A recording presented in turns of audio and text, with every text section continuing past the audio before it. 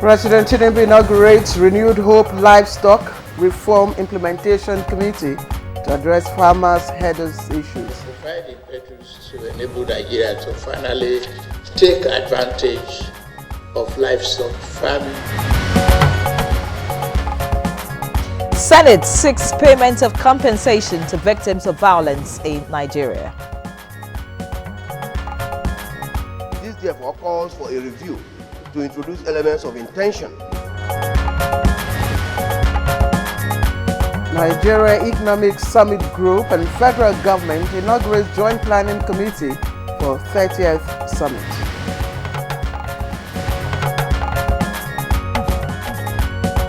And on Good Morning Nigeria today, we shall focus on flooding, mitigating impact.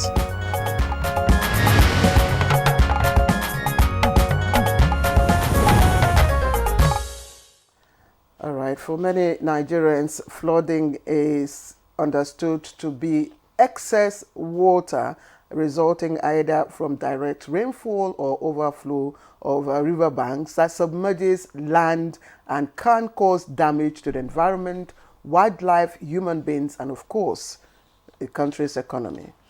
That's true, and the 2022 floods in Nigeria was the worst in a decade, causing 603 deaths, 1.4 million displacements, and 82,035 damaged homes. The 2022 floods also affected 332,327 hectares of land. 110 hectares of agricultural land was also destroyed, and inflation in food prices soared to 23%. Of course, and there were also many other consequences resulting from that.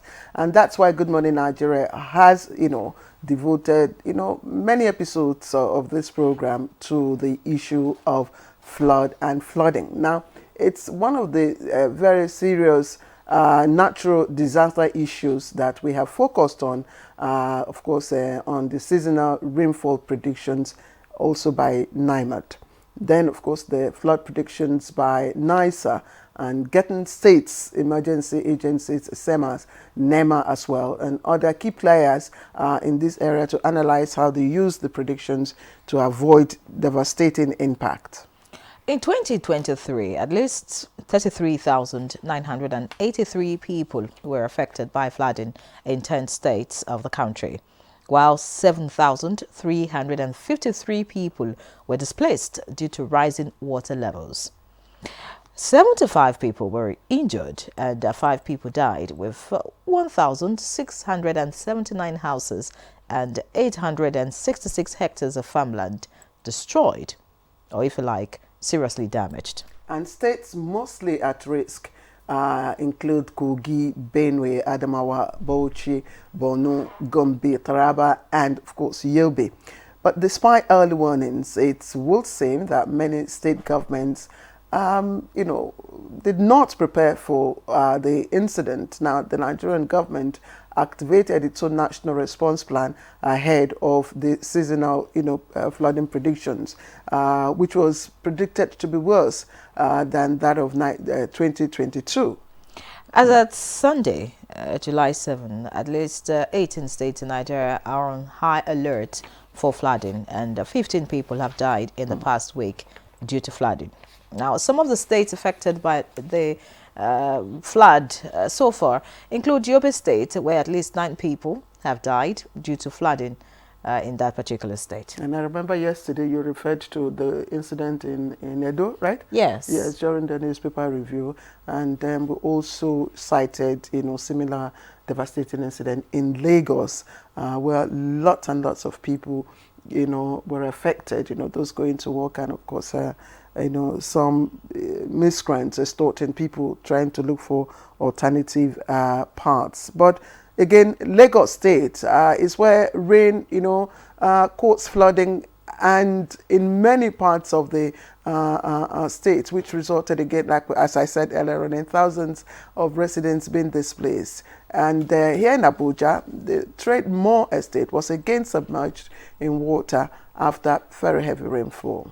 Now, away from these two states that you already mentioned, Adamawa, Akwa Ibom, Anambra, Bauchi, Bayelsa, Benue, Borno, Cross River, Delta, Ebonyi, Edo, Imo, Jigawa, Kaduna, Kano, Katsina, Kebbi. It's a long list. Plateau, Rivers, Sokoto, Taraba, and Yobe states have also experienced flooding this year.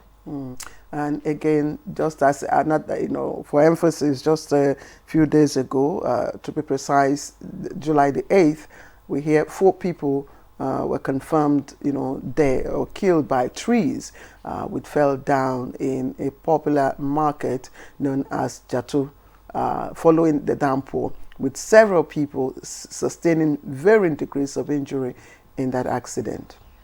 Very terrible incident, looking at what happened in that market and taking a look at the pictures.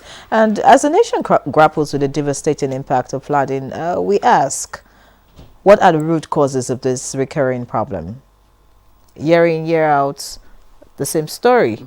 What measures can be taken to mitigate its effects, and what role can government, communities, and individuals play in reducing the risk of flooding and building resilience? Absolutely, and we do invite you to join us as we again take a look at the issues surrounding flooding in Nigeria and also explore the untold stories of those affected, the efforts of those managing, the situation or looking for strategies to mitigate it and to make a difference. We will also try to see if we can find long-lasting solutions that can help us build a safer, more sustainable future for all, of course, as espoused by the 2030 Development Agenda, leaving no one behind. And we don't intend to leave you behind today on our program, Good Morning Nigeria. But before then, let me properly welcome you.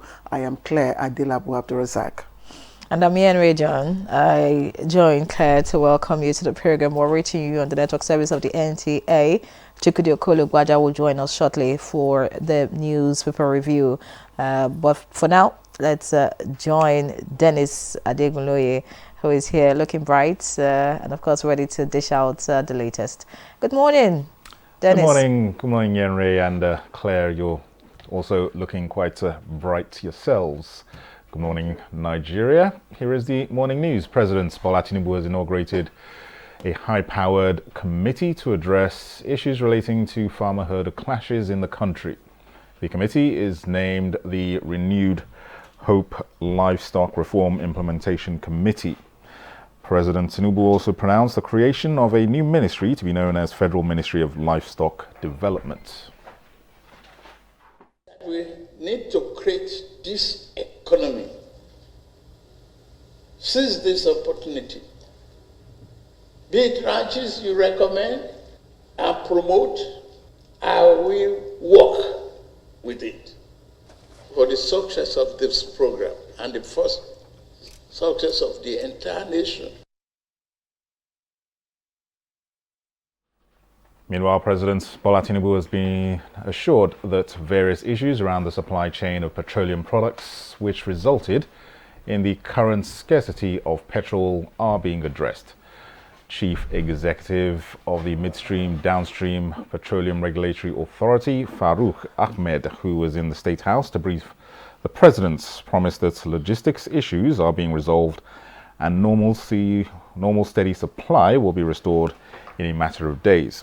He also updated the President on other regulatory matters in the sector. So I have briefed him, and just an ongoing normal briefing that I did because of the concerns that he raised about all the talk about quality of products, and I explained to him the quality of products that is being imported in the country versus the quality of products being produced locally. So, and he's happy with it. At the National Assembly, the Senate is working on legislation that makes provision for the payment of compensation to victims of violence in Nigeria. A bill to repeal and enact the Violence Against Persons Prohibition Act, sponsored by Senator Issa Jibrin, highlights the need to create a victim support fund to cater for victims of violence and to make punishments more stringent for offenders. There are instances where mental element is not needed, but only the physical element, which is all that is required to complete the offense. This therefore calls for a review to introduce elements of intention. She may give consent, but she's not mature enough to understand what she's doing. The House of Representatives has urged the federal government to suspend the Samoa agreements it signed with the European Union to boost food and security. Economic developments. The Green Chamber voted in favour of a motion to this effect, sponsored by Deputy Minority Leader Aliu Madaki and 88 other lawmakers. Also worried that the phrase gender equality, as reported, is a Trojan horse for deceptively bringing in all sorts of immorality to our country. There is nothing like lesbian rights or gay rights. It is about human rights, environmental protection, and trade agreements. The Joint Planning Committee for the 30th Nigerian Economic Summit has been inaugurated with a call to action for the federal government to leverage outcomes of the 29th summit to inform government plans and programs. The committee, comprising representatives from the Nigerian Economic Summit Group and the Ministry of Budget and Economic Planning, is tasked with ensuring a successful summit that drives economic growth and development in Nigeria. The 30th Nigerian Economic Summit is expected to build on the progress made in previous editions, bringing together stakeholders from various sectors to share insights and ideas on how to address the country's economic challenges. The organised labour is calling on Nigerian workers to exercise a little more patience over the new national minimum wage, as the leadership of the workers' unions are regularly engaging with the presidency to come up with an acceptable and considerate wage for all workers. President Trade Union Congress of Nigeria, Festus Osifo, gave this update to newsmen on the sidelines of the maiden edition of the Petroleum and Natural Gas Senior Staff Association of Nigeria Women Conversation in Abuja.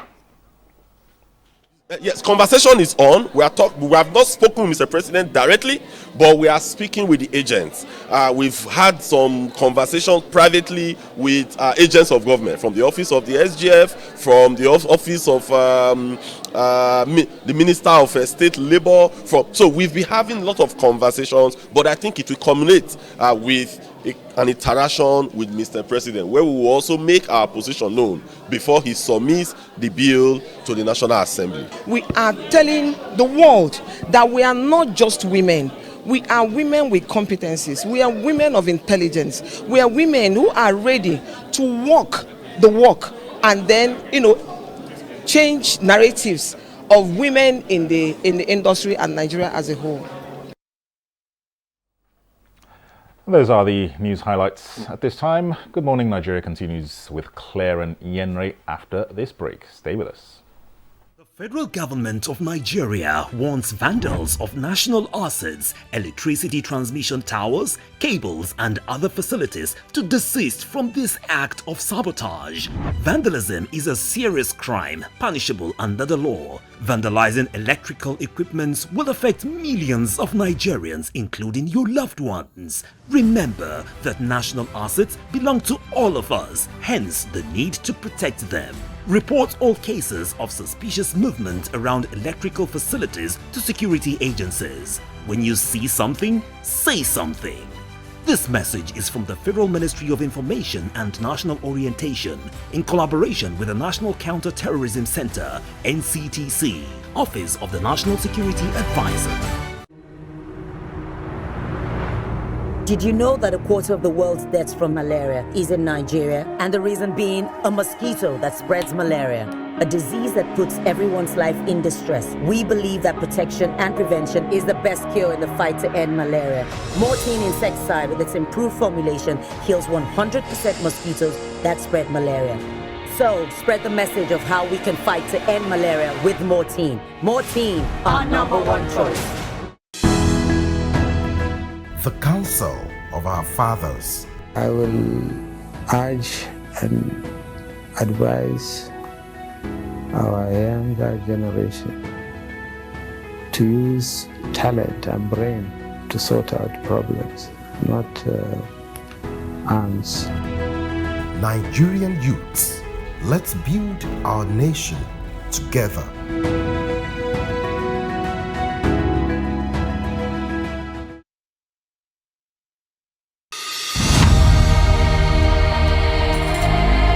You have to move from the point where you protect and defend your religion to a point where you also recognize the rights of the other person, of the other religion, and protect it. So if I am protecting my own territory and my own people and trying to emphasize their rights and protect their rights, I should also be thinking about how to protect the rights of the others.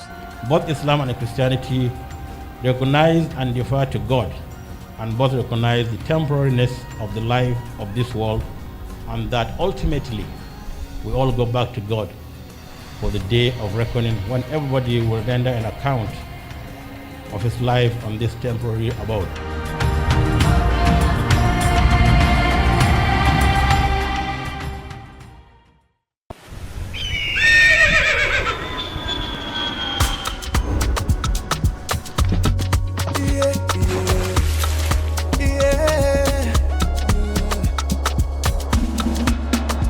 From the Atlantic across the savannah to the Sahara, we rise, a land of the free, we know they tire. We dream great, our spirit is undying. Resilient, rooted like palm tree, we sway in colors, we stand guard in demand, we make solutions, we ignite passion, yeah. Diversity is unique, we have more than just solution. We are Nigeria, we are Nigeria, strength in unity, we know they carry love. We are Nigeria, we are Nigeria, together live the dream of a land with great destiny. We are Nigeria. I am the real Nigerian. Brought to you by the National Orientation Agency, NOA. All right, welcome back to the program. It's Good Morning Nigeria this lovely Wednesday morning, and we're moving on now. Time for us to take a look at the headline news on newspaper review just in a moment.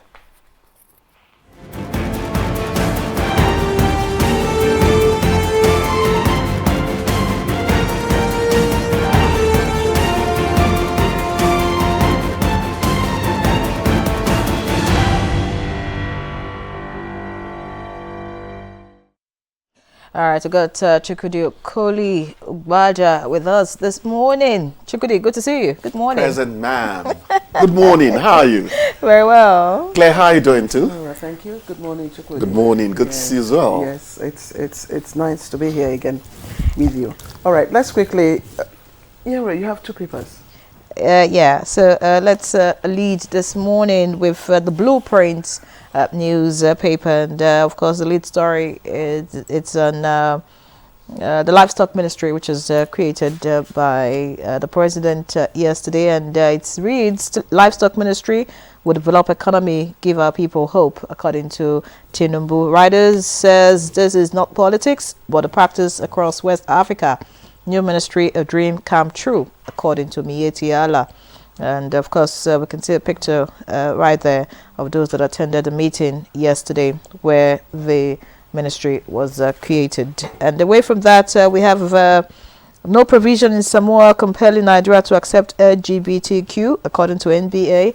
The rider suspend implementation for proper investigation. Reps tell federal government. At the bottom of the front page of the Blueprint, we have NPC condemn abduction of Blueprint, the nation's reporters. So many reports about journalists being attacked different ways, and of course we hope the trend stops. Just away from that, above the lead story, FG projects 18.3 billion naira from digital economy by 2026, and Nigeria's debt to GDP within World Bank and IMF ceiling. That's according to DMO. So that's the March. Okay, finally this morning we have addressed current food crisis as an emergency. Senate charges federal government And FG deploys 60 trucks of fertilizers to states. All right, swiftly looking at the leadership newspaper now. We have the lead story here. Also on the livestock ministry. Tinubu creates livestock ministry despite a Ronsire report. Interesting headline there. The rider heads presidential committee on livestock reforms alongside Atahiru Jega. Experts worried about funding for additional ministry. Nigeria targets less meat imports. Details on page 4. Above that, withheld salaries, varsity workers protest, say we are hungry. Page 4 has that. By the way, how can a hungry teacher teach? And we have this one here. Shoba presents, all right, reps NBA differ on Samoa agreement. Federal government spent 7.7 trillion naira on debt servicing in 2023. And above the masthead, Ed Rufai, audited accounts show no 423 billion naira fraud, according to AIDS. And finally, Northwest Commission bill ready for Tinubu's assent, and that's according to the Senate. Claire. All right, thank you, Ian. So let's look at New Telegraph. Almost all the stories read are also here, so I'll just pick out one or two. Headline news from the New Telegraph. Hardship, address food crisis to avoid Nigerians' anger. Senate warns FG on page 2. As nation's food reserves empty, says governors, MPs will share 2,800 trucks to farmers. And just a little above that, we hear reps ask FG to suspend Samoa Pact. OK bill for special seats for women in national and state assemblies. Details of these on pages 2 and 5. And CJN to inaugurate 22 more justices for appeal court today. And Osun State taps list of student loan application fund is also there.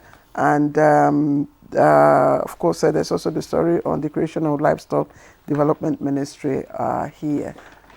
PMS, just above the nameplate, 13 vessels set to afloat 230.5 billion naira worth of products as landing cost hits 1,026.71 naira per litre and reps probe long queues at filling stations.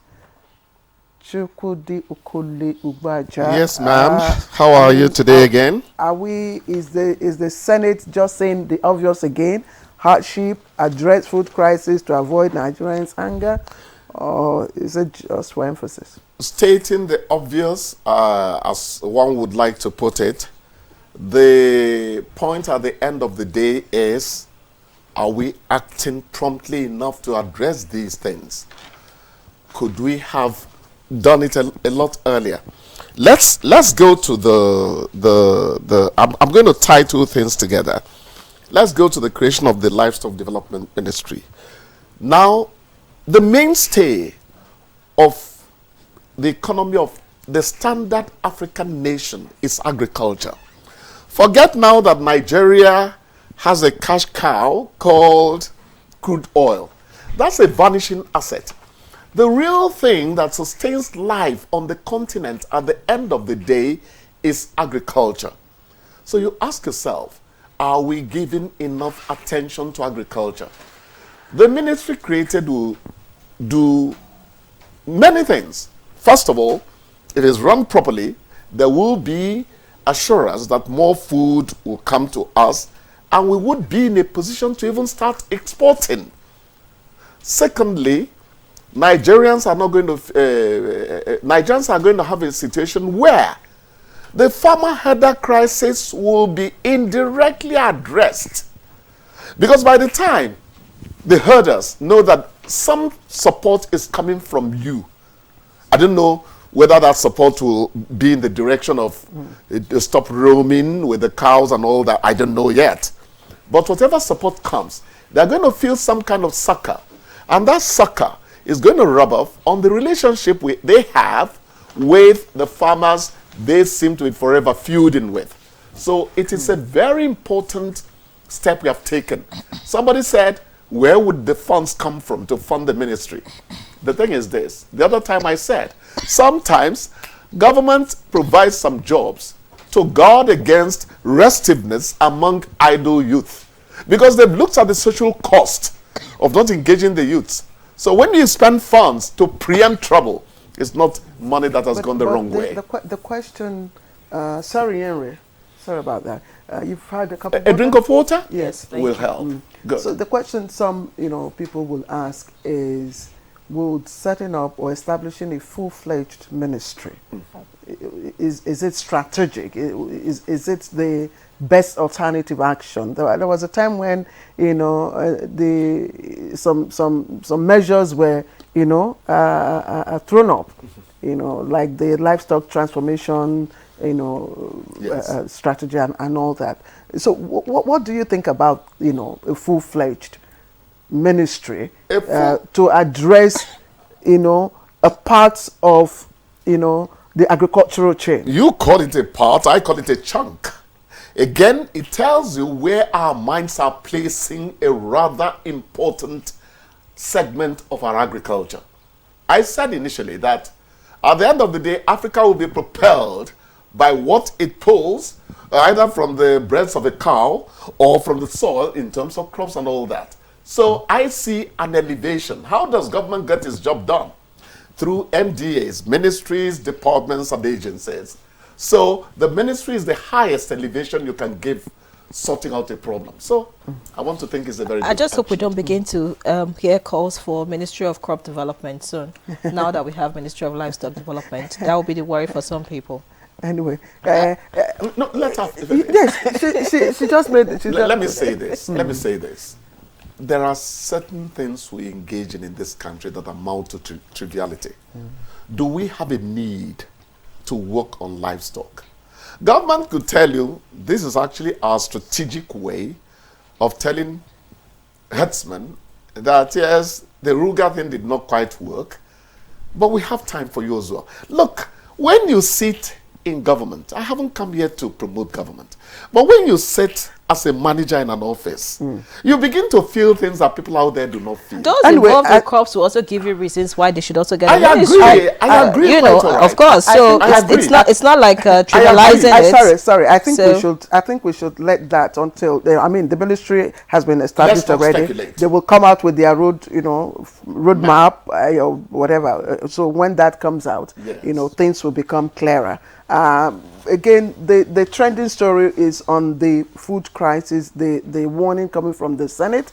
And we know that yesterday, of course, was it yesterday or a few days ago, the president had, given directive that some duties be removed, Very important step. Yes, very important. So that is also part of the stress. But I'm saying, does Senate, emphasizing this, stressing this, does it give it some form of a force of action? Well, it does give it some form of force because the Senate is the senior partner in the lawmaking body of this country. And let me say this. The Senate does not even need to tell the presidency certain things sometimes.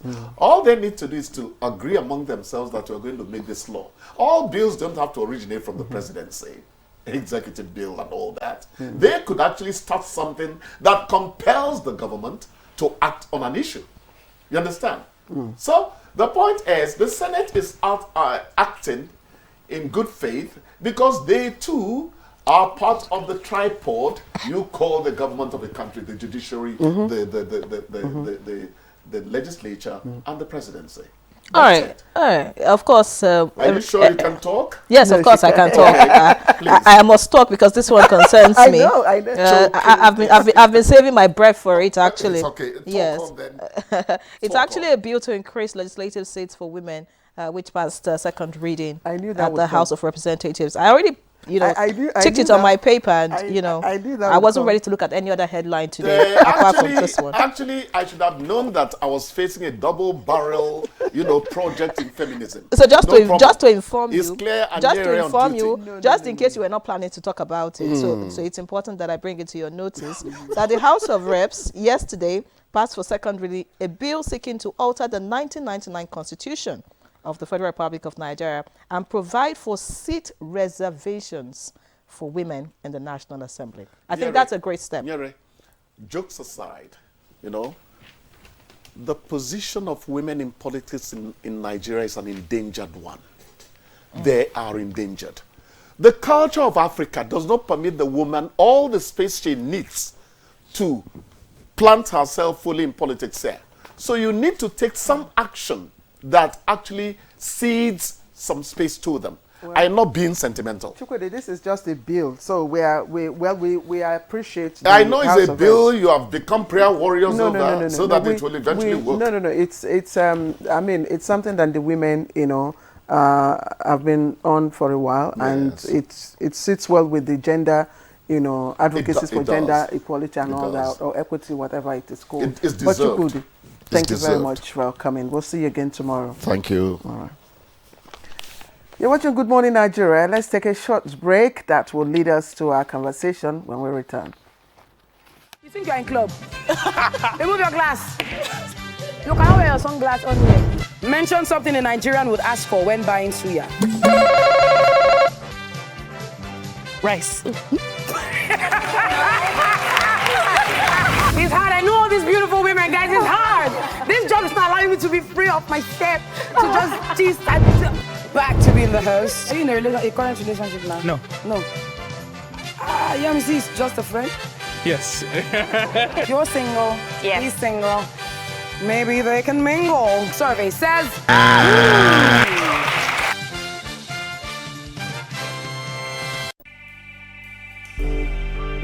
Meet lovebirds Jayola and Adama Davies.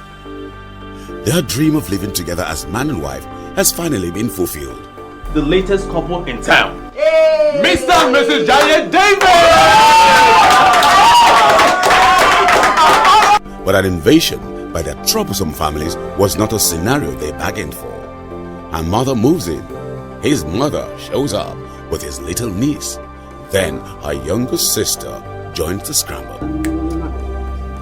You want to stay? Married life suddenly becomes very complicated even before it started. Follow their story on this channel as they confront every challenge as it comes. Family Forever, the story of our lives.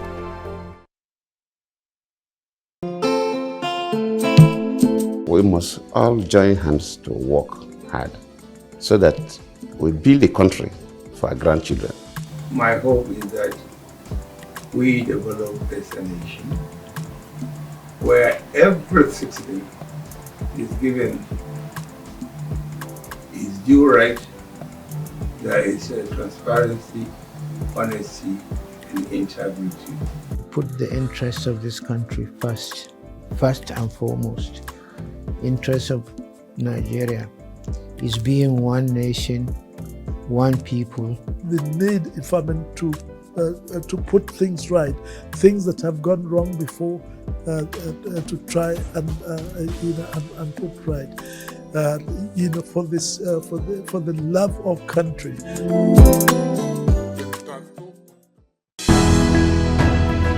The counsel of our fathers. I will urge and advise our younger generation to use talent and brain to sort out problems, not arms. Nigerian youths, let's build our nation together.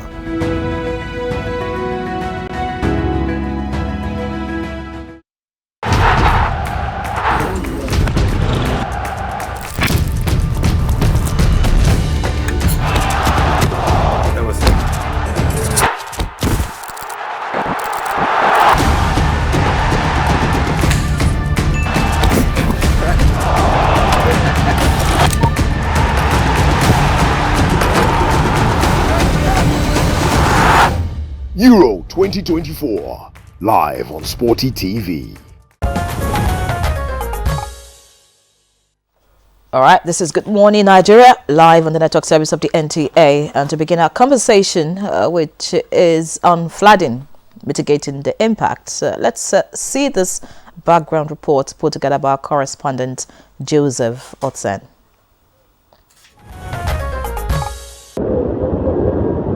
As predicted by the Nigeria Hydrological Services Agency, the rainfall is intensifying.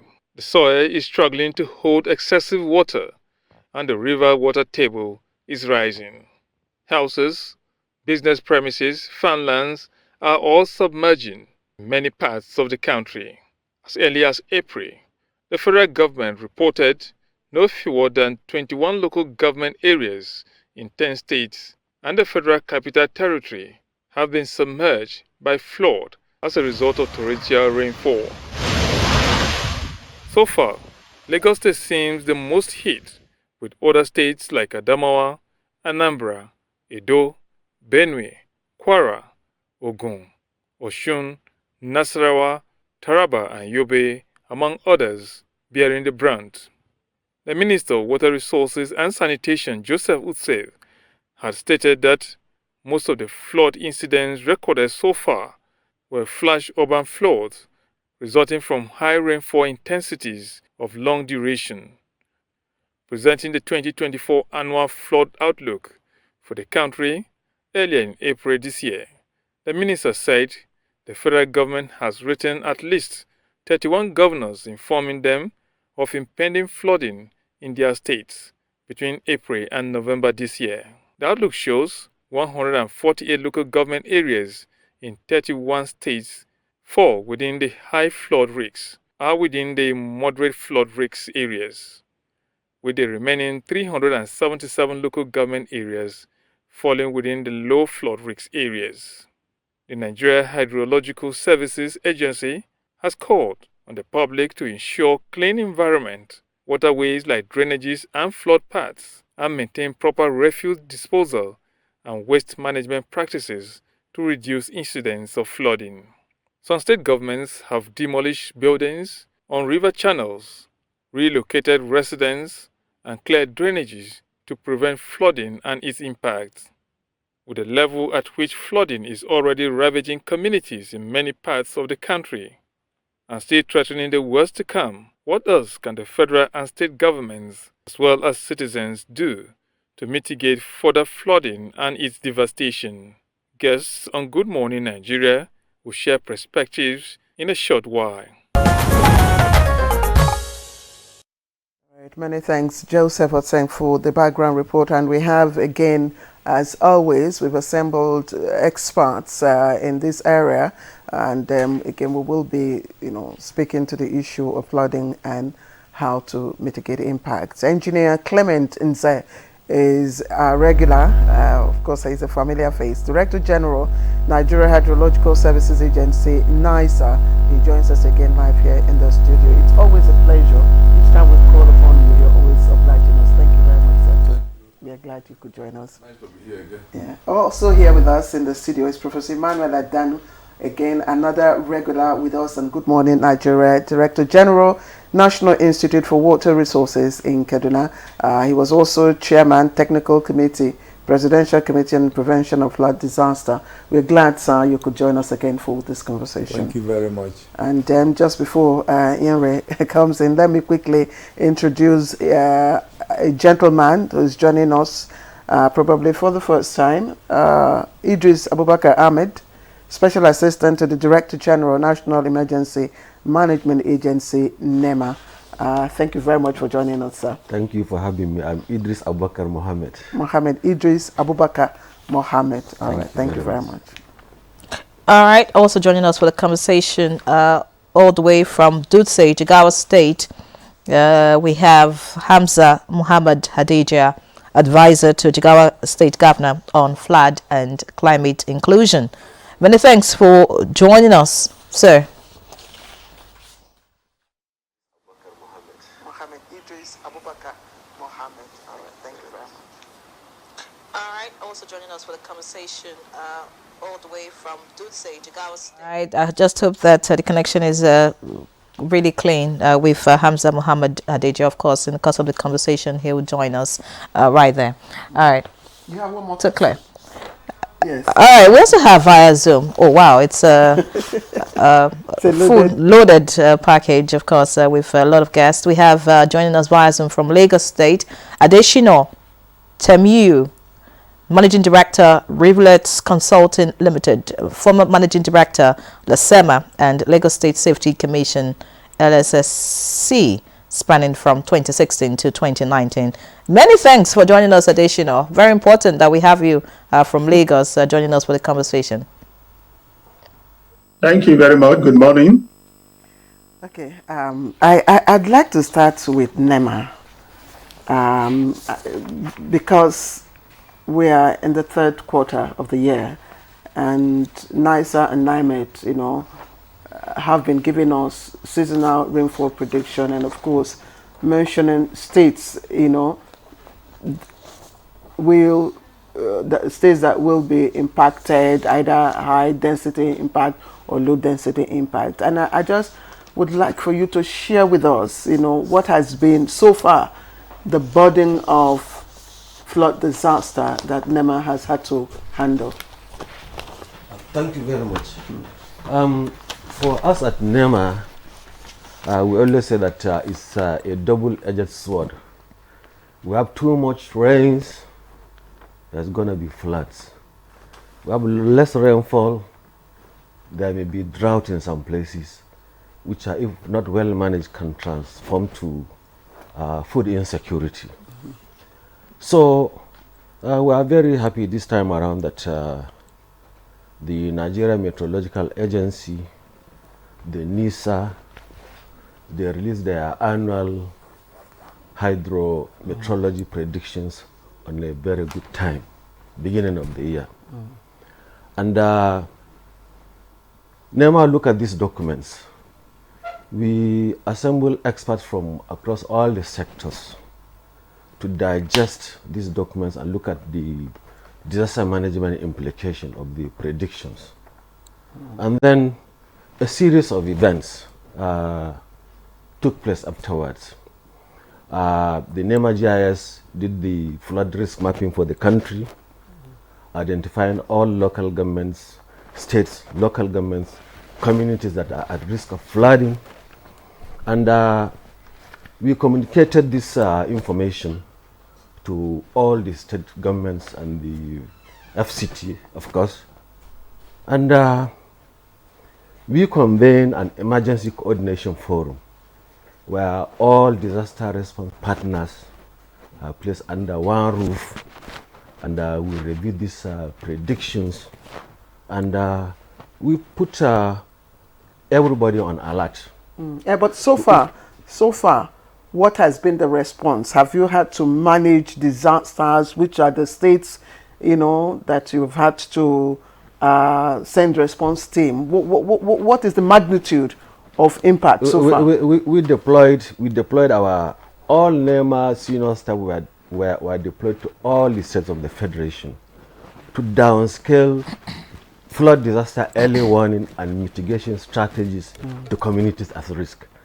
Just yesterday, we activated an emergency operations center at the NEMA headquarters, and it's working 24 hours, receiving reports from our zonal offices, our operations office and territorial office across the country.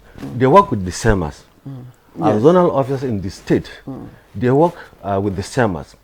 If there is any sudden onset emergency, like an issue of flood disaster, they communicate to NEMA. But what is the reports that you are getting? That's what I want to know. The reports we are receiving now, the rain has set in across Nigeria. Even in some of these Sahel states, we're having incidences of flood disaster reported. So depending on the magnitude of the situation, local governments, states, and the federal government is expected to intervene. We have done some level of emergency stockpiling. We have downscaled our early warnings, and like I said, we have activated our emergency operation system. So I think we're in a position to, at a glance, have an idea of what is happening across the country, and then communicate to line emergency responders. The military DRUs, disaster response units across the country, have been activated in case of any disaster, and there's a need for search and rescue from the military. They are there to support all these. So far, no disaster in any part of the country. In those states mentioned, no disaster, no emergency issues, relating to flood. We cannot say that. We just. That's what I'm asking you. I wanted you to give us a picture, paint a picture of what is happening across those states that NISA, forecasted. Incidences happened in Lagos recently. Our territorial office sent us a report. As I'm talking to you, the NEMA Director of Search and Rescue is in Benue State, working to support the state government with some of our staff in our territorial office in Jos. Some of them have been mobilized to Benue State to support search and rescue operations. Okay. The zonal office in Lagos, territorial office in Lagos, and the zonal office in Ibadan are supporting Lagos State, Oyo State government to conduct search and rescue operations and conduct credible damage and loss assessment and send to the NEMA headquarters. All right, Idris Mohammed, I will pause you there, of course, so we'll get more figures about what's happening at the moment and then what your plan is for the future disaster that's likely going to happen, looking at what's happening at the moment in states and the prediction by NISA. But let's quickly get to Lagos now, because you mentioned Lagos, and of course we have seen the pictures. We've heard, people talk about the situation in Lagos. So I'd like additional, Tamiu, you're a Lagos resident. You've been there for a long time. So tell us, what is the situation as regards flooding, this year in that state? And just let us know, what are the factors responsible for the magnitude of disaster that is being experienced in Lagos as regards flooding? All right, thank you very much. Lagos State, when we talk of flooding, and I'm sure the people in the studio know this, is usually the human and the natural causes of this. Now, rain will fall generally, but then the human angle to this is, how do we prepare for rainfall, especially when we have predictions from NIMET telling us the volume of rain that we expect. The challenge in Lagos is actually that of managing flood pathways into the lagoon. What we experienced last week, Wednesday, for example, has never happened in a long time. Areas that have never been flooded were flooded. I was a victim myself in a community called Ogudorioke. Leaving Lagos mainland onto the island via the third mainland bridge, in a place they call Olopomewa, it was heavily flooded. But I must say this, the truth is that what we experience in Lagos in most cases are flash flooding. In other words, these are floods that will recede with time. I drove through that same place that was heavily flooded in the morning, around 4 o'clock in the afternoon, and there was no water again. But government as an entity must make sure that when predictions are given, or even before predictions are given, there are major canals that need to be freed of silt and debts. And this is where you and I come in, the government and the people. We all have a role to play. Many canals in Lagos are blocked. The state government is trying its best. I must acknowledge that. The Commissioner for Environment, Tokubo, is almost on TV on a daily basis. It is only the demolition part of this man's work that people see. They don't see what goes on in the silting this. They are trying their best, but Lagos demands more. We demand more because we all know the terrain. 15 of 20 original Lagos local government are, surrounded by water. So we know this will always happen. Our preparedness must be centered towards clearing the canal to allow the water go straight into the lagoon. And if we do that, yes? Okay. Now, the truth is that in Lagos, we will always experience this flash flooding. What we advise Lagosians to do is when it rains heavily like this, stay back at home and listen to information from traffic radio and other state agencies. But because we lose money We lose, properties, and sometimes it occasions death. It is important for all of us now to address this issue. NEMA, as the parent body for managing emergency in Nigeria, has a big role to play. They must develop a master plan. And it is not what they know alone. It is what it is passed to other, state emergency management agencies. I managed emergency in Lagos for 3 years, and I know we have relationships. But can we say that of other states? Lagos has, a level of capacity that is not matched by other states in Nigeria. But yet, we have this magnitude of problem. I want to see a master plan, a flood abatement master plan that is understood by everybody, not the one that NEMA design and the SEMAs, the State Emergency Management Agencies, are not involved. Everybody has its own peculiarity. While other people, why is it that when they release water from dams, every state of the federation, feels it? What are we doing about damming some of this water ourselves to prevent flooding from happening in other states? About 25 states out of Nigeria's 36 states experience flood every year, depending on the magnitude. So for me, I think government has a big role to play, one, in ensuring that a master plan is designed to which everybody subscribe to. And we can all be on the same page about when rain begins to fall, what are those things we should do? Even before rain falls, what are those plans? And then what are the mitigating plans if this thing happens?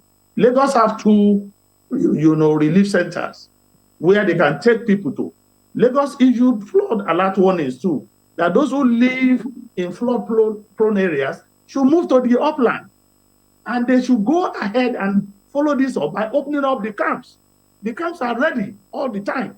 Move people to camp. But again, the challenge is, are people ready to move? I know, as a matter of fact, in Ajegunle, in Lagos, every year it rains, that place is flooded on Ikorodu Road. But you still see people paddle Kweno into their homes. They hardly want to leave. We know a particular tribe in Nigeria who live by the waterfront. It's difficult to move them. But at least those who want to move, Lagos has a relief camp. I will expect that they will activate that part of mitigation process to do, to take these people in and take care of them. And apart from the normal, dissemination of information to people to always be on top of situations like this. Just a follow-up, and just for my own information, because you did say that you were also a victim of what happened a few days ago in terms of flooding. I'm just wondering, what can you attribute? What are the reasons for this latest incident? I mean, given that Lagos has a wonderful, excellent, mitigation, framework. So what, in your opinion, having experienced this same challenge, what in your, in your own opinion, are the root causes of the recent flooding? I want to believe, sincerely speaking, that the canals are blocked. The drainage, Lagos is trying to clear up systems 1, 2, and 3, but they need to do it fast. The amount of rainfall that we are witnessing, the drainage that we have is too small to take the volume, to take it away into the lagoon. And that is why we say we have flash flooding. In other words, it will still recede with time. But because the pathway to take this water is smaller to the volume of water that is coming, that is the major problem. Also, the attitude of our people to environmental, issues. How do we dispose waste? Our waste management system, must be looked into. There are people who still push carts in Lagos and empty it into the canal and all of this. So everybody has to be involved. When the state government does its own, we as individuals also have a role to play. There are new areas that are developing. What is the Lagos total plan? What is the developmental plan for managing, waste, for managing canals and, pathway to take water away? For me, I was just driving out to pick up something in Anthony, which is about 15 minutes drive, and I cannot go again because of the volume of water. And I drove through the back street to come back home. Unfortunately, I ran into it, and right in my car, I have the video, right in my car, my legs were inside the water as I pressed my pedals. It has never occurred to me. And in fact, some of the mechanism in the car is not working up to date. I still have to look for someone to fix it. So I think we need to clear all the drainages. The EFAG, the Environmental Flood Abatement Gang in Lagos, has to be put to work. Even as we have, clement weather today, they must be working. I want to see swarm boogies go into the drainages and begin to clear these things. Some of these things have natural pathway. Why are we blocking it? Activities of sand dredgers, activities of developers who sand fill, who reclaim. We have wetlands in Lagos. But how many of those wetlands are free today? It's been developed into an estate. But when Lagos State government take action, the people, all of us, we still criticize them.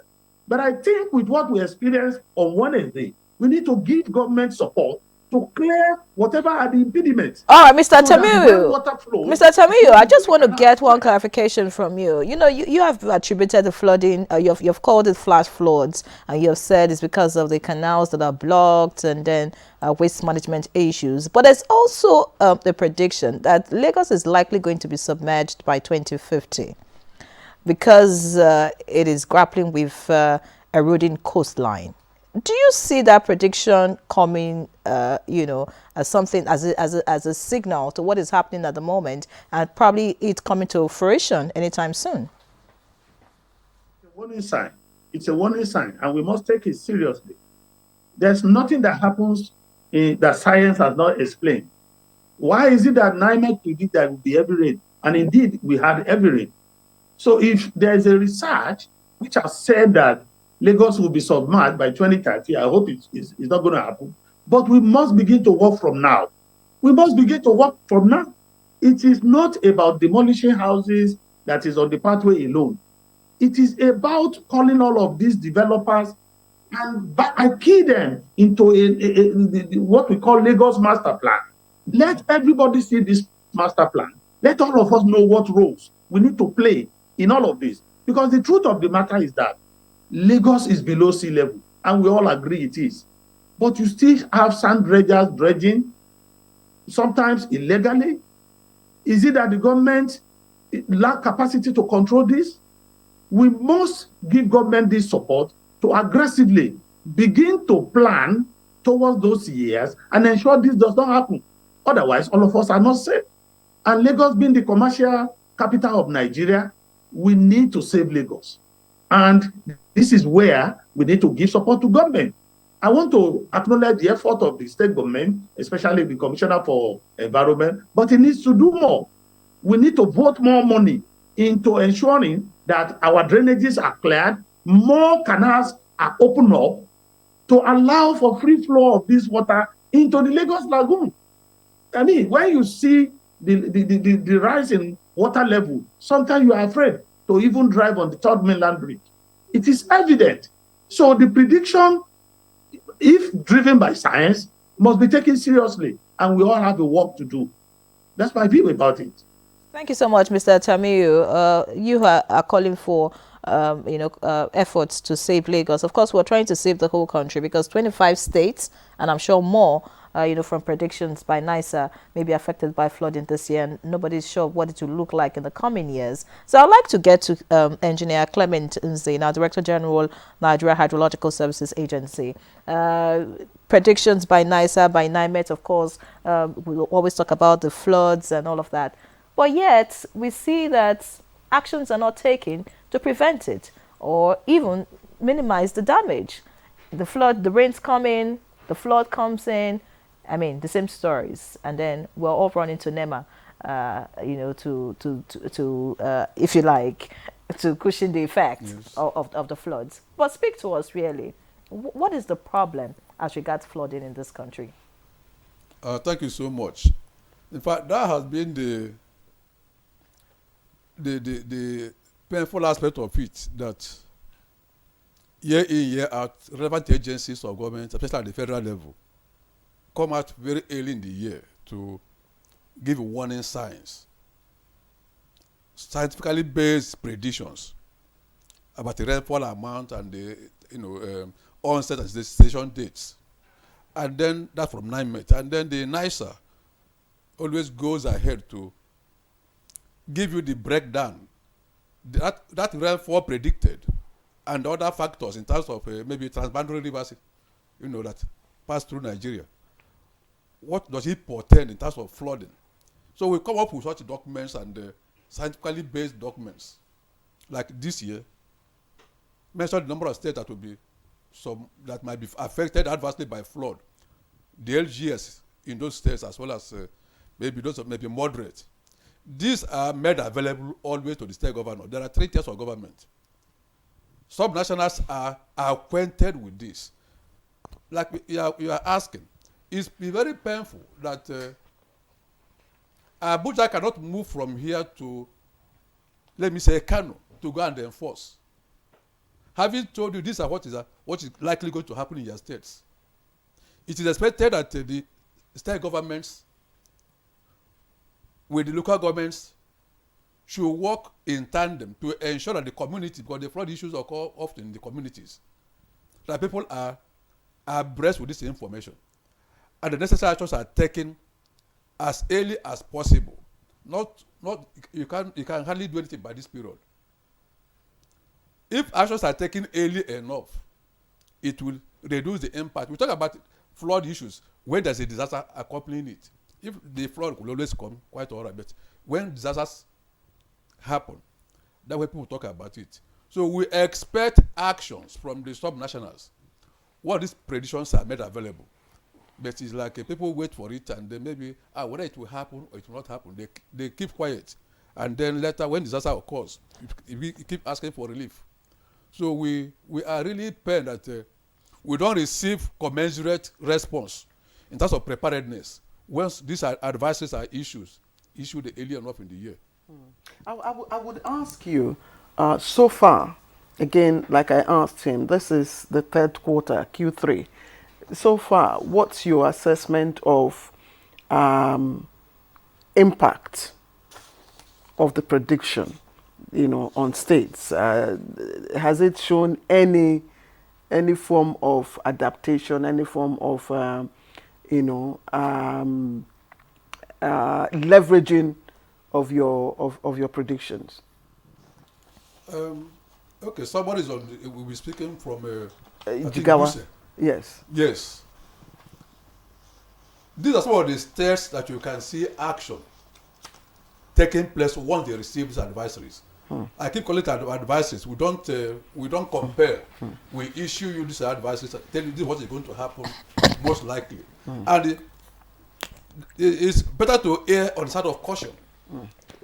To run with the prediction that was given to you, prepare for it. Even if it doesn't happen, you have nothing to lose than to say it may not happen. Then you are taken unawares. Many of the states are not prepared for anything. And what is worrisome? Do you think that is deliberate on the part of the states? I don't know. I can't explain. It is worrisome.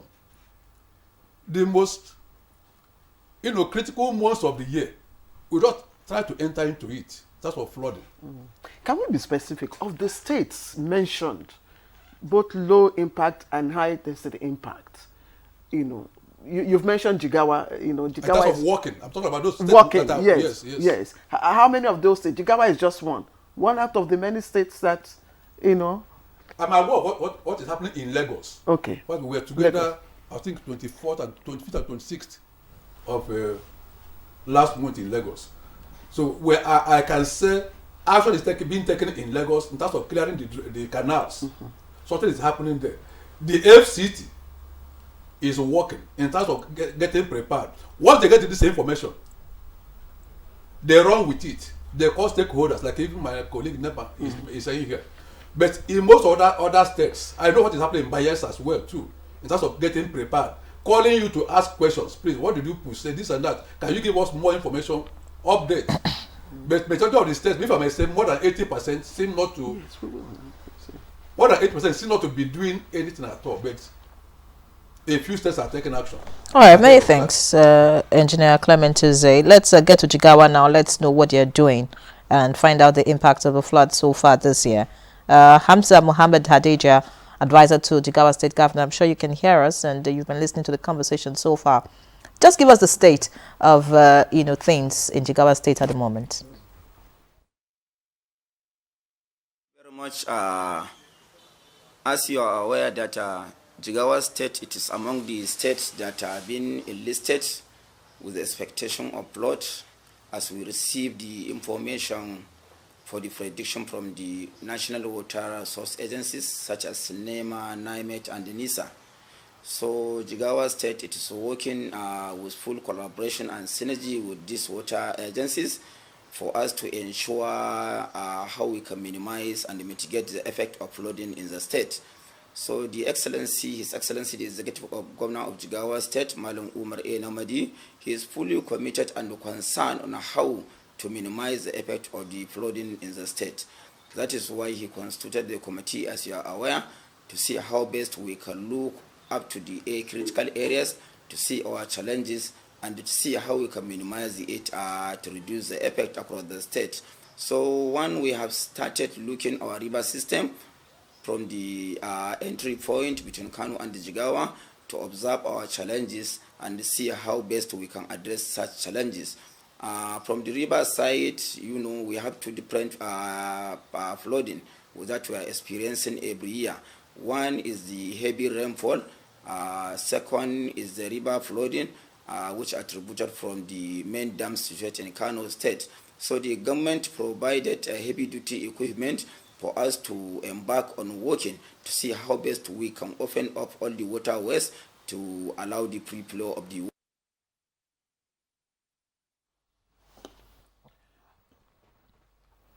All right, so it looks like we lost connection with Hamza Mohammed Hadija there, but we hope that will be rectified so we can get back to him. So let's get back here in the studio. We have Professor Emmanuel Adenu, Director General, National Institute for Water Resources, Kaduna. Professor Adenu, you've listened to all our guests so far speak about the flooding, and this is not new to you. Like Engineer Clement Nze said, it's something we talk about every year. For some people, they're even tired of talking about it because it's something that is expected, but yet little action coming from states. I want you to speak about the steps taken by states so far. What has been the history, and then where are we at the moment? Well, thank you very much. I've listened to everybody. In 2023, there was a presidential committee set up for a master plan to tackle this flooding, the effect of flooding, mitigating the effect of flooding, a comprehensive master plan, which we produced. And it covered everything that has been discussed today. Everything you talk about has been covered in that master plan. We have submitted it. I think the federal government still needs to make sure this master plan or the roadmap is distributed to the states. And we should have conferences and let the states know the content of this.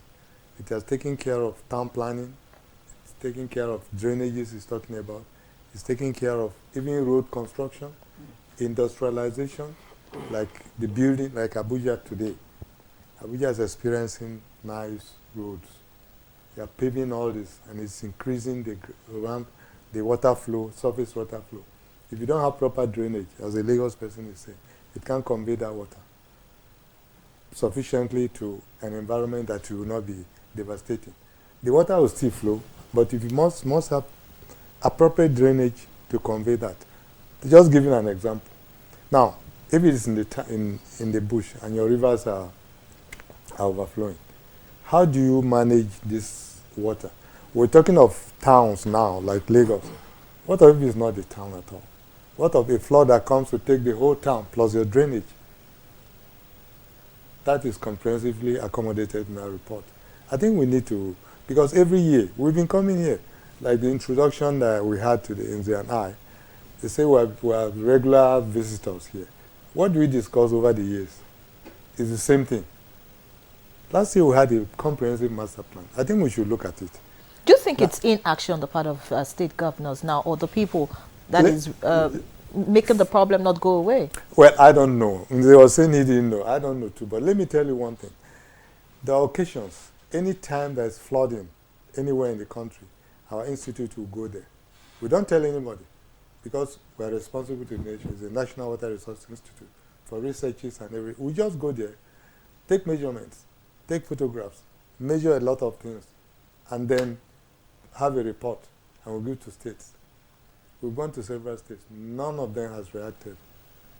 None has reacted. And we'll have the report. Let's take Hadejia for, I mean... now Jigawa, I'm coming to that. Yes, because... The most proactive state in the country is Jigawa. Hamza, that I was talking now, was there in our committee, and he was coming from Jigawa to attend meetings here in Abuja when we were carrying out this. What is the reason? We have two deltaic environments in Nigeria. One is the Bayelsa, and then this is Jigawa. Jigawa is where rivers try to come together before they move to Chad, to Lake Chad. And they come there, they get trapped. Ancient dunes, and so the water starts finding its way and then covering the whole place. Now with increased rainfall, especially intensity and short duration, increased, those environments cannot contain this, so water will start spreading. And Jigawa has been working hard on this, very proactive. Then Bayelsa is the second one. When the water collects and is going down there, that gets blocked and all that, Bayelsa will keep having it as much as Jigawa will have. And Jigawa has been very, very proactive about this. Other states, we have states that are right on the path of our major rivers. They get flooded every year. You sound warnings and they are not. I belong to a state, I'm a Nigerian, and I come from a state that has the same kind of, we sound warning, nobody listens to it. But Professor Dadu, I know, I just want to know how the institute is also helping some of these states, because I know Jigawa mentioned that in 2022, one of the main reasons why they had, that devastation was because the excess water, that hit the dam was not utilized. I'm just wondering, how are you helping other states, with probably similar, problem to utilize the excess water that may result, No, we have water allocation program in the institute. When you have a dam, if it's a multi-purpose dam, we have the water allocation and we have the program for it. And we go around telling people, this dam, we did it for Gurara here. Okay. Gurara that supplies water to Abuja. We did it too. And did it for many other dams. We will tell you that if your dam is constructed for multi-purpose use, what are the purposes? Is it for irrigation, water supply, and hydropower? Then we allocate. Now, the original design, they contemplate a certain volume of water for any aspect of your usage. Now, if the dam gets silted, you have reduced that total number, that volume, for each one of them. So you have to So you now have to, yes, you have to adjust. So we do that. And finally, we also go to find out the volume of sediments you have in your dam using a bathymetric and we do it for many. So we'll tell you that this dam now doesn't have the capacity, the original capacity. The active capacity has been reduced. So we have a lot of dead capacity. And that one is what is causing this. So in trying to manage the water in that environment, try to work on the siltation in this. We have that, and we give them all the documents. We don't implement. Yes. All we do is to find the cause for you, do research, and give you reasons why this is happening. We don't implement. Now, in our master plan, the comprehensive master plan, and it was part of us too. Roads, if you remember, Lokoja was blocked that time. And Minister of Works, they were proactive too. They said, okay, let's try and look at our code, the construction. How high should our roads be now? How wide should our culverts be? How wide should our bridges be? To accommodate this kind. It may not solve all the problems, because flooding of 2022 might be exceeded any time. You can never say. So, but at least if you respond to that flood that never happened in the past 100 years, at least you are still responding to some extent. So this is what we should do in towns. This is what we should, even agriculture. When you irrigate, you drain. But we don't look at that. Now, channeling some of the water to areas that normally should not be flooded, just to get the flood plain a bit accommodating. Now, it's also part of our program. The excess water that comes, we can channel it somewhere, at least to use it for other purposes. So, Professor Dan, thank you. Again, you know, the documents that you give to these states, impacted states, I mean, when they get these documents, they also need resources to translate, you know, the recommendations in the documents. And some of them will tell you, you know, there's paucity of funds. They cannot implement some of these solutions. And some of those solutions would include, you know, erecting environmental infrastructure, which is, you know, mostly necessary. You saw, I mean, for a Lagos state to be able to do that, Lagos would have injected a lot of funds. And there is ecological funds. Let me. Yes, there's an ecological fund for states. Well, even in the document, source of fund, it's also specified there. Sources of funds there. But let me tell you, when you say, if you, for instance, you're cooking in your kitchen, in the sink, and you have a piece of vegetable or leaf blocking it cover, you may not notice. Yeah. And they take water. Now you go. Then they bring water, it didn't turn off the tap. And they bring water, and it starts coming, it doesn't flow because it's blocked. Then you come from work, and you see your whole... flooded. Yes. Are you going to call NEMA? But that's the thing, but that's the first thing they do. They go to NEMA. Are you going to call NEMA? Good because question. of your indiscipline, right in your house, But in that's your what kitchen. happens. Are you going to call NEMA?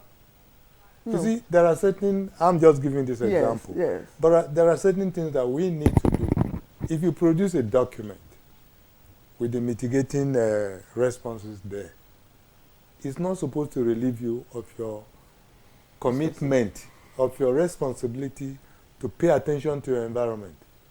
It's not. It's not relieving you of that responsibility. It's just giving you an insight to what will happen if certain things are not done. All right. So when you go around the whole country trying to investigate, get this, and give people, it doesn't mean, okay, they've done this for me now, let me just wait for NEMA.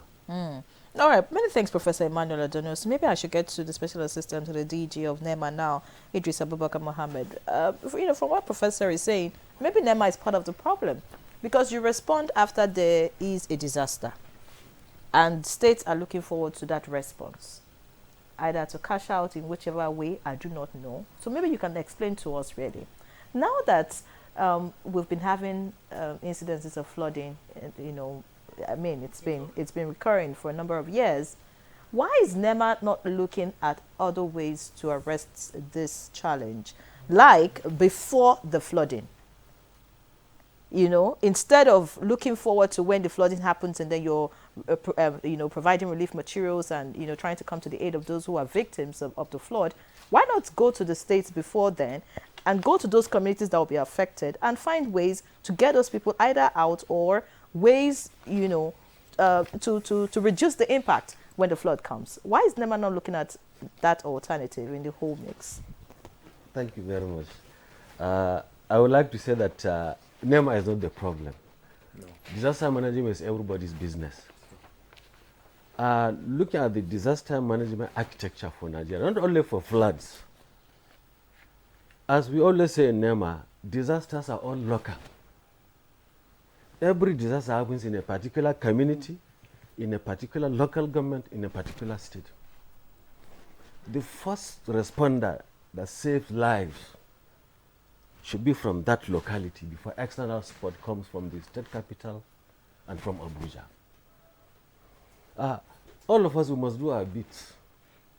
Like we enumerated, you disseminate early warnings and mitigation strategies. Last week, the DG in NEMA was in Anambra State, one of the riparian states along the river Niger. 2018, I was at Ogbaru local government by the river Niger. Almost the whole local government was flooded.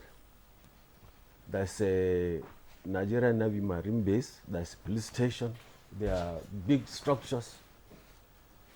They were inundated. So we must build capacities from community level, from local government level and the state levels. And honestly, it's not all doom and gloom.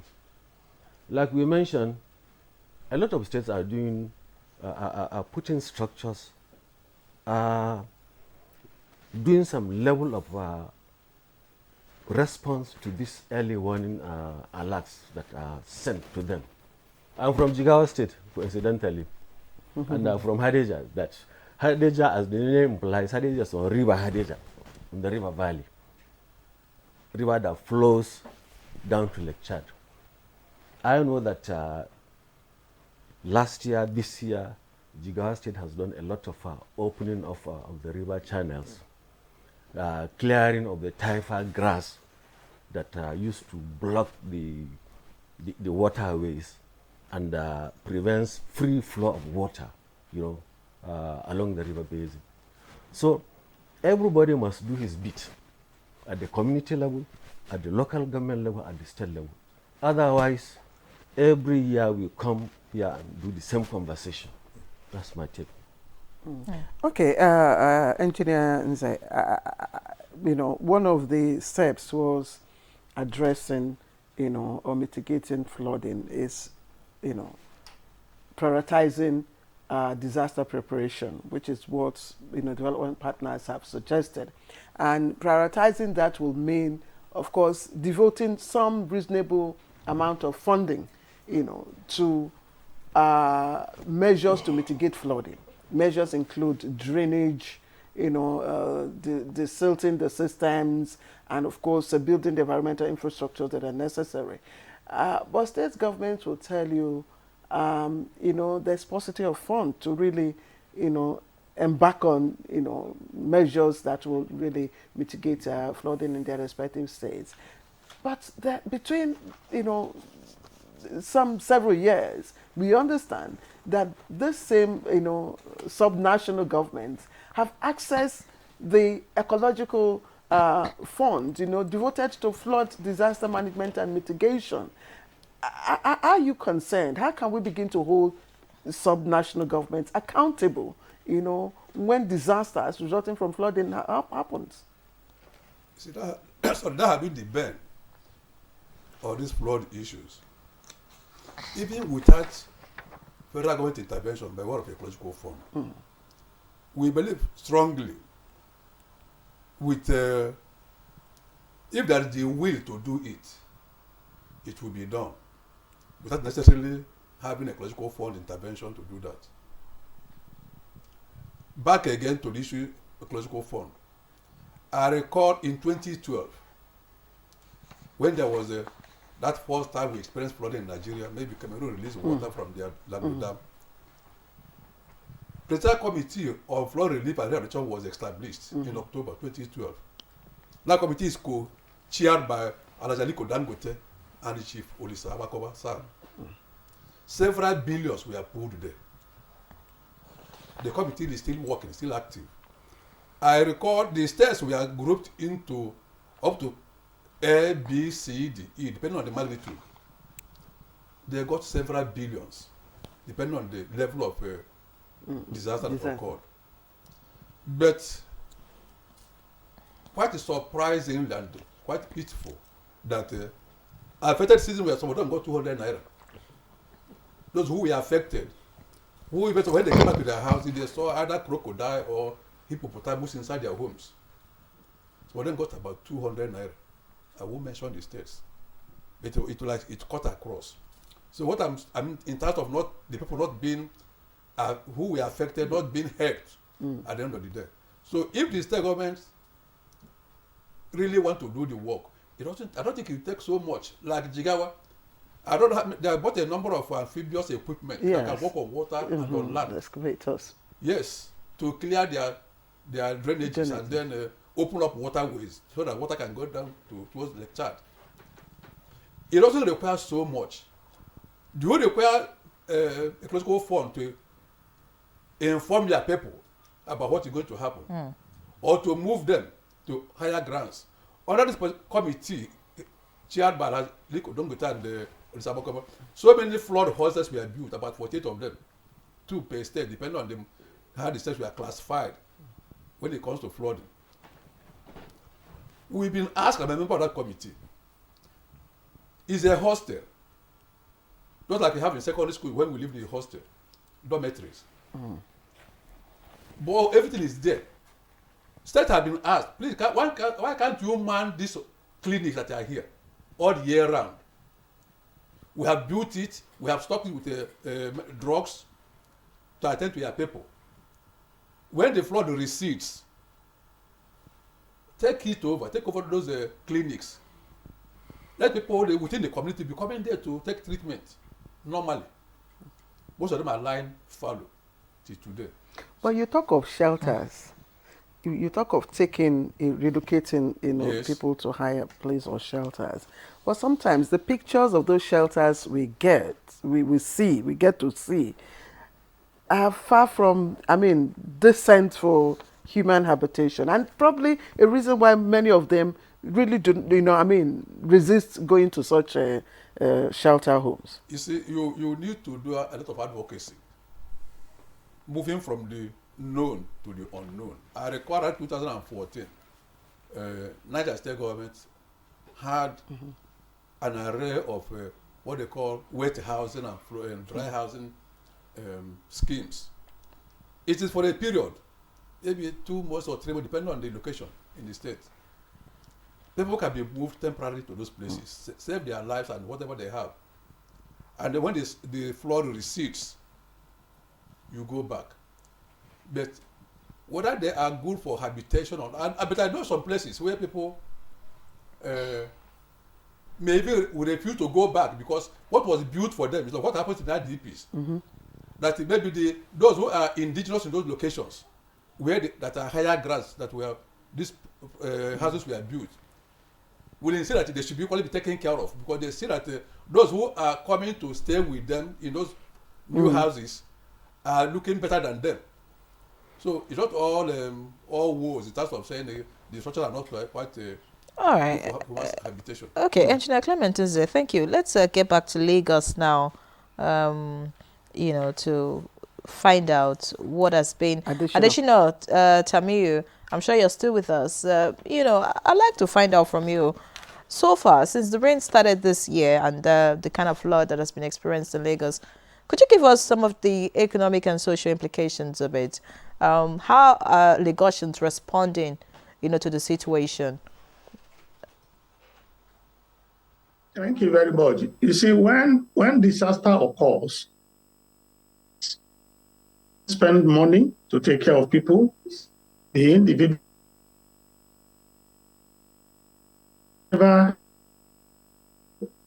For Lagos, Lagosians are resilient people, but we should not take their resilience for granted.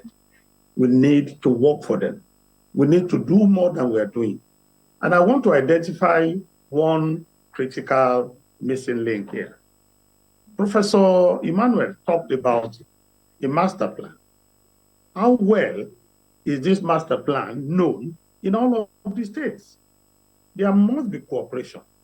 There must be synergy. We must all work together, because the truth of the matter is that if Lagos is planning independent of Ogun, and there are interlinked in water exchanges, then it will not work. And that is why the federal agencies in particular are the ones taking lead in all of this, in designing framework for flood abatement and flood management. So if NEWA has a master plan, and some of those, everybody is praising Adejia in Jigawa, I congratulate him too for doing a good job. But the truth is that how many of these states have information that Adejia has? Adejia, I understand, maybe is a member of the committee who designed this master plan. I don't know whether Lagos have one. I don't know if this is available in Ogun or Oyo. Some of these state emergency management agencies just exist in name. We keep blaming them. we should engage the state governors. I am aware that some states in the southwest here, I try to visit some of them to work with them. What they have as SEMAs, State Emergency Management Agencies, are just offices and few staff. They don't have equipment, and I'm sure NEMA know what I'm talking about. How do they cope with the volume of what we see? Lagos that even have capacity is facing its own challenges. So for me, I want a situation where all of us will work together, synergize, design, and agree on even the framework that has been designed. What is the input of other states? Because we almost have a robust plan. NEMA is doing its best. Every time they react part of all of these agencies. How about the enlightenment campaign? How about information that is passed to people? Advanced one. I hold some state complicity. I agree. They are not doing as much as they should do. But the truth of the matter is that it is now an emergency, and we must take it as such. There must be a conflict involving all of these stakeholders. Let's bring them to. Let Professor bring out this he's talking about, or maybe we are waiting for the government to issue a white paper. All right, thank you so much, Mr. Chamiyu. We need to take a break now. Of course, the conversation continues after this short break. Stay with us. Government of Nigeria warns vandals of national assets, electricity transmission towers, cables and other facilities to desist from this act of sabotage. Vandalism is a serious crime punishable under the law. Vandalizing electrical equipment will affect millions of Nigerians, including your loved ones. Remember that national assets belong to all of us, hence the need to protect them. Report all cases of suspicious movement around electrical facilities to security agencies. When you see something, say something. This message is from the Federal Ministry of Information and National Orientation in collaboration with the National Counter-Terrorism Center, NCTC, Office of the National Security Advisor. Did you know that a quarter of the world's deaths from malaria is in Nigeria? And the reason being a mosquito that spreads malaria, a disease that puts everyone's life in distress. We believe that protection and prevention is the best cure in the fight to end malaria. Mortein insecticide with its improved formulation kills 100% mosquitoes that spread malaria. So, spread the message of how we can fight to end malaria with Mortein. Mortein, our number one choice. The counsel of our fathers. My advice to these young people is please do not take us back to those harrowing days. You probably do not know what it is. Nigerian youths, let's build our nation together.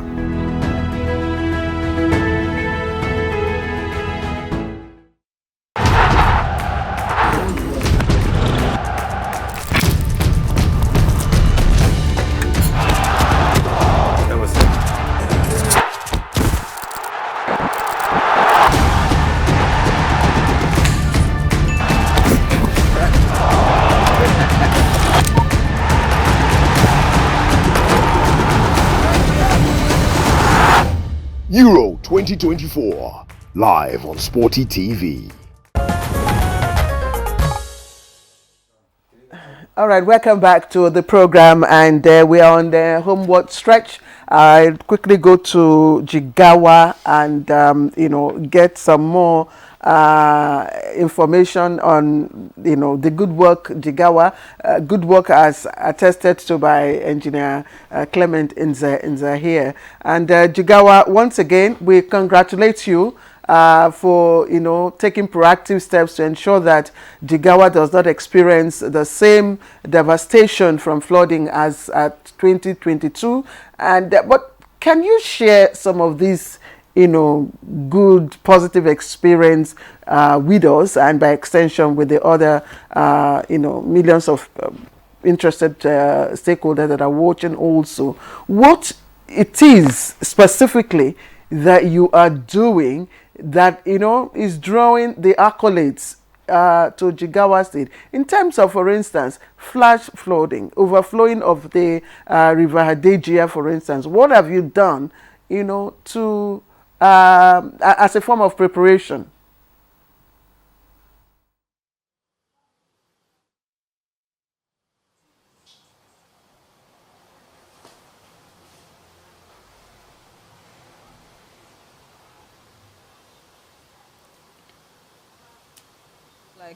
Connection issues there with Hamza Mohammed Adeja. Sorry, let me repeat my question. I don't know if it's still, if he can see hear us. Hamza, Hamza, can you hear us?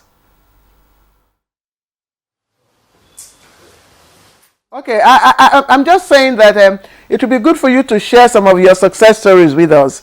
What it is that you have been able to do, in terms of the river overflowing, the River Hadejia, which was a major issue in the 2022 and perhaps 2023 flood disasters in Jigawa State. What have you been able to do? How have you managed to channel the excess water that is envisaged from the river?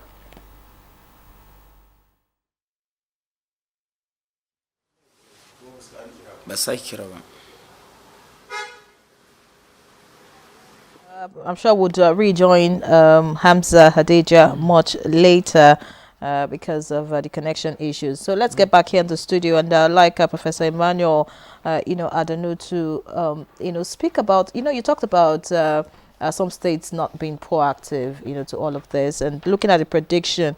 There's a prediction for this year that says 148 local government areas in 31 states fall within the high flood risk areas. Could it be that the inaction of these states is as a result of the non-performance of local governments? The fact that we have a situation with local governments in the country where you do not have local government chairman, there's no proper administration going on in local government, has been a major factor responsible for this continuous problem as regards flooding. I wouldn't attribute it to the political arrangement of local governments and all this. I gave an example just now.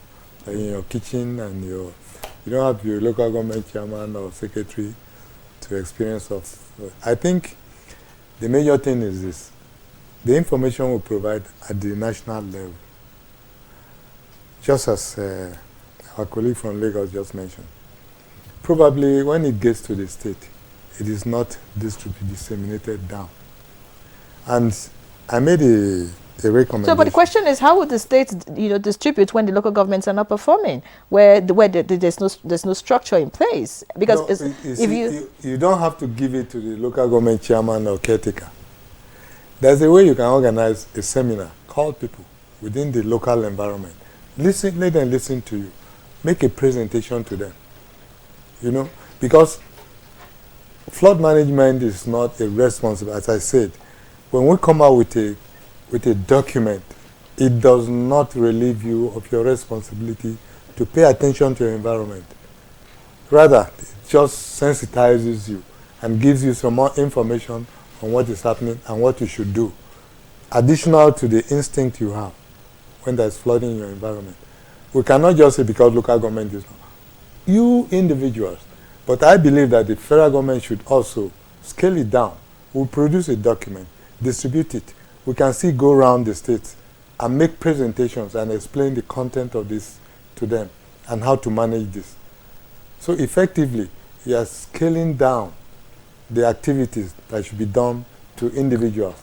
Now, in the local government, for instance, unless funds are coming from somewhere to say, okay, this fund is meant for this local government, for this purpose, then, when you don't attach funds to it, nobody will listen to you. So maybe that is it. But that is not supposed to be the case.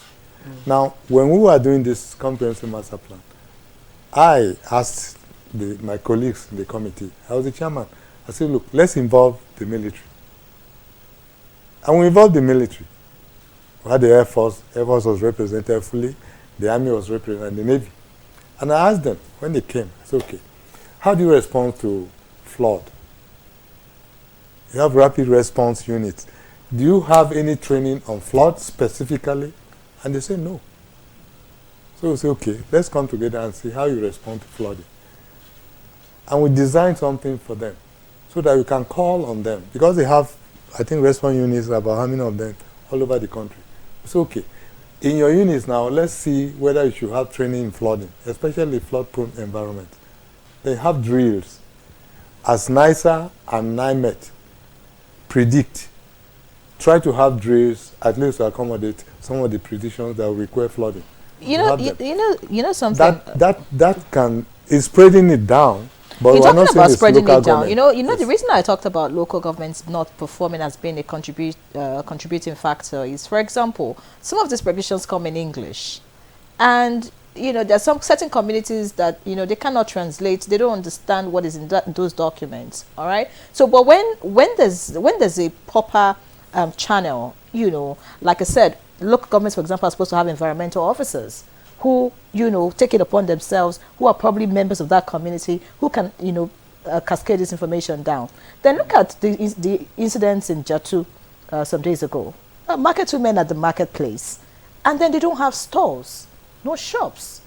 They're under the tree trying to take, shade because of the rain, and then trees kill them. So all of this is is connected. I get the point you're trying to raise. Let me and this is also sorry, sir. Do you have to speak a language for you to know that you're under a tree that is going to fall? Professor Danu, I think this has to do with information getting down to the bottom. Yes. Usually when such documents come out, they are distributed top, bottom, but it should be really from bottom top, so that those class of people who really, will be affected, get hold of this information. And I think this is where NEMA, NOA, and probably the other agencies involved need to come together to find a way of distributing the information to the grassroots.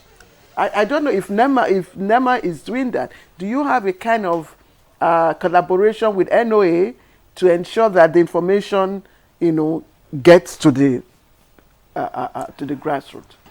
Yes, we do. NOA is a major stakeholder to NEMA. Anytime we are convening our emergency coordination forum, they are there and they play a very big role. And secondly, when we're having this conversation, what came to my mind was last week, Wednesday, we're in Anambra State. The Anambra State government assembled all the local government chairmen, all the traditional rulers, and a presentation was made in Igbo language on this flood early warning messages and mitigation strategies under one roof. So a lot is being done. But it shouldn't be a one-off thing. It shouldn't be just, it shouldn't be just, gathering people. By now, we expect that the messages should be flooding the airwaves, the radio stations, the TV stations, the paper. You understand? I mean, it should be sustained throughout the period that, NISA and NIMET have predicted. NT Don't you think so? has been running jingles for NEMA, and the expectation is that when you assemble people at the state capital and you downscale these early warning messages, those people that attended are expected to downscale it down to the grassroots. It is the responsibility of the states, of the local government that send their representation to take this message to the grassroots. Okay, let's see how Jigawa is taking this message to the grassroots. Jigawa, share your experience with us. First, how are you reaching the grassroots with the message from NIMET, NISA, NEMA, and all that? And secondly, how are you, what are you doing to River Hadegia to ensure that, again, what happened in 2022 does not happen this year? What we are doing, we have started from the grassroots.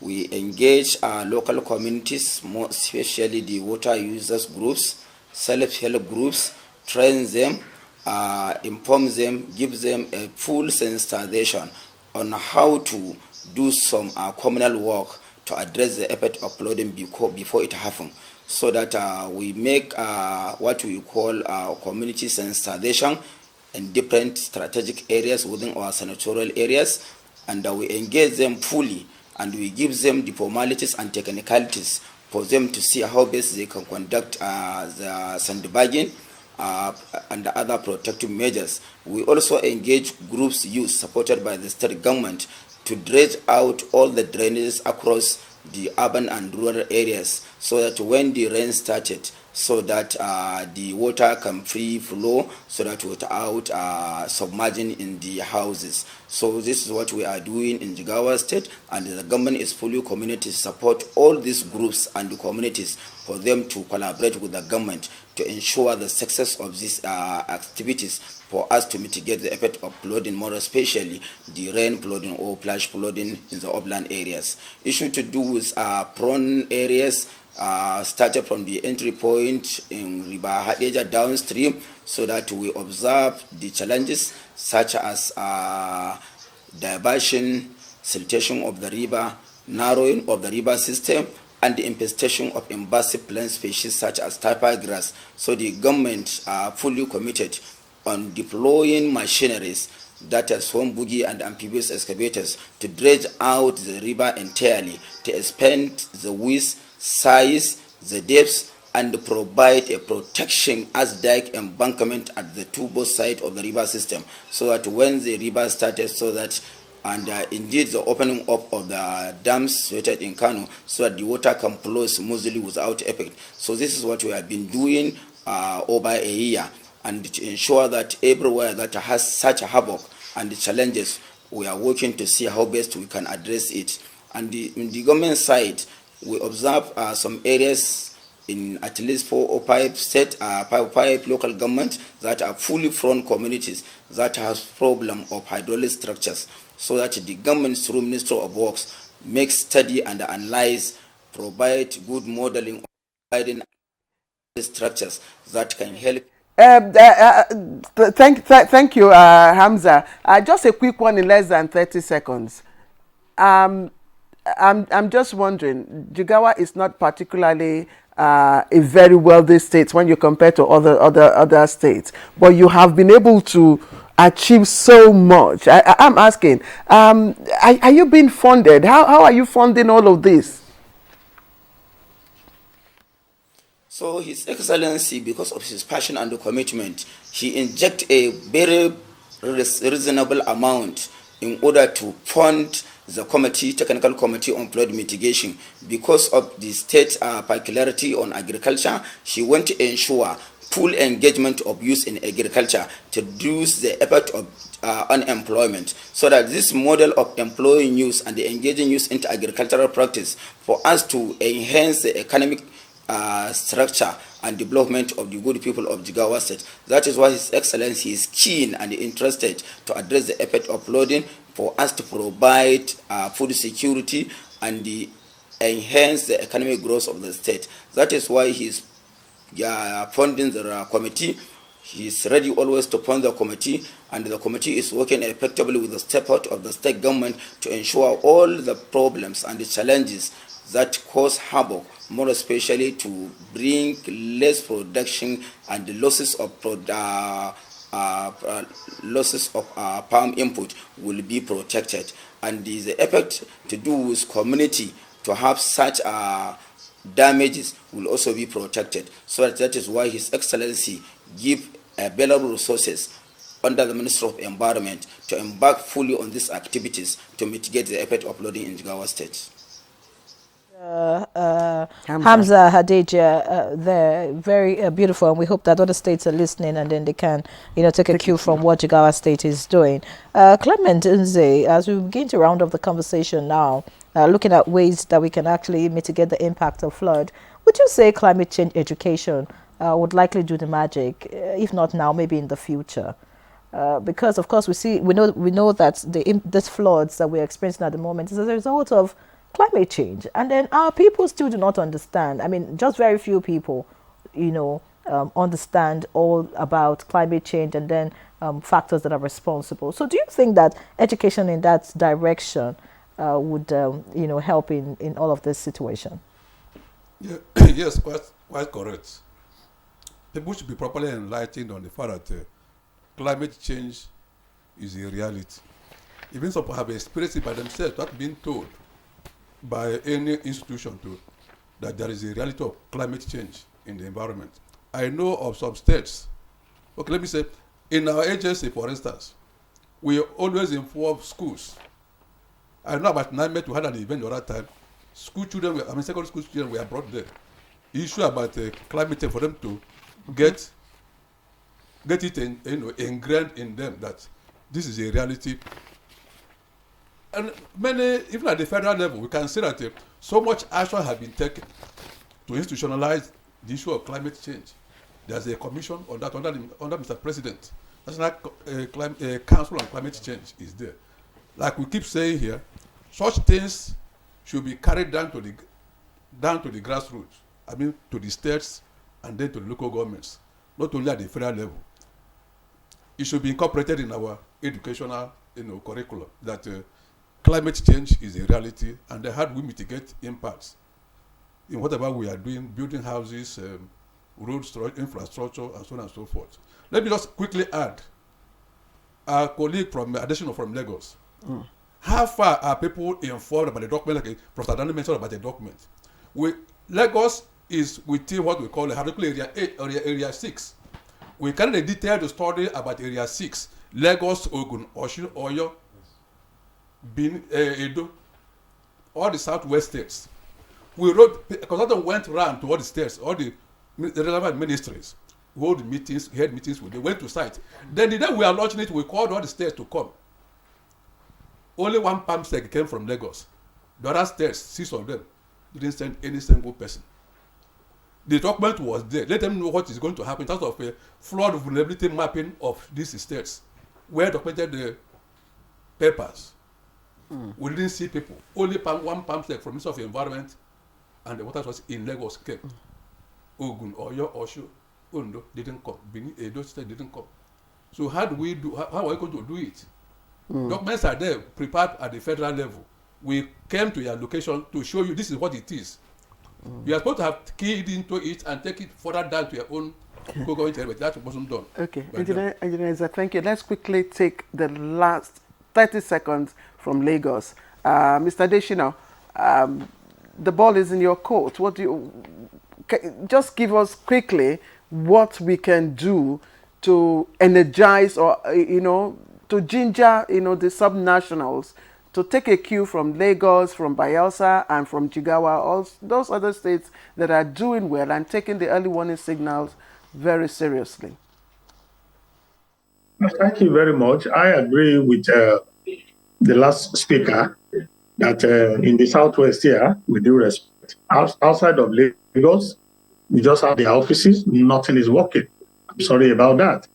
But to do it, it is the willpower of the governor to want to do something. What you see that is happening in Lagos is because the governors who have come over time have a plan. SEMA is over 15 years old in Lagos. Some states have SEMAs that are older than Lagos. What do they have? Nothing. Going forward, rather than engaging, with these directors of SEMAs who have no power, who have no budget, who have why don't NEMA engage directly with the governors? Use the power of the presidency, summon the state governors, and let them understand that if you die, I die. If you are safe, I am safe. It is not one person working and the others are not working. It's not going to show. So we must, from the presidency, involve all of these governors. They are the ones who have the funds. Like Professor Emmanuel said, he said in their master plan that they designed, there are even source of funding. How many of these states know about this? Maybe they don't even have money. So, many thanks, Adeshino, Tamiyu. Of course, so much has been said, and we hope that we do not come back again some other time to talk about these same issues, because that's what has been happening over the years, repeating the same thing over and over again and not seeing a change and the disaster being rather, averted. when we come, we'll be talking about results. We hope so. Many thanks, Adeshino Tamiyu, for joining us for the conversation. Of course, Managing Director, Rivulets Consultant Limited, former Managing Director, LASEMA, Lagos State Safety Commission. Thank you for your insight on the program. Of course, we appreciate Engineer Clement Nze, Director General, Nigeria Hydrological Services Agency, NISA. Many thanks for joining us, and we're looking forward to more predictions. We hope that we actually abide by these predictions. And then, of course, Professor Emmanuel Adanu, Director General, National Institute for Water Resources, Kaduna, one-time Chairman, Technical Committee, Presidential Committee on Prevention of Flood Disaster. Thank you so much. We want to see that document. We want it to be made public so that anyone can pick it up. Of course, we also want to thank Idris Abubakar Mohammed, Special Assistant to the Director General, National Emergency Management Agency, NEMA. Thank you for coming, and great job you're doing. Jigawa State, Hamza Mohammed Hadeja, thank you for setting the pace and for doing the magic as regards flood mitigation. Advisor to the Governor of Jigawa State, we do appreciate you for joining us. Because of time, that's our bit on Good Morning Nigeria this morning. Thank you so much for watching. I'm Yen Ray John. And I'm Claire Abdul Razak. Bye-bye.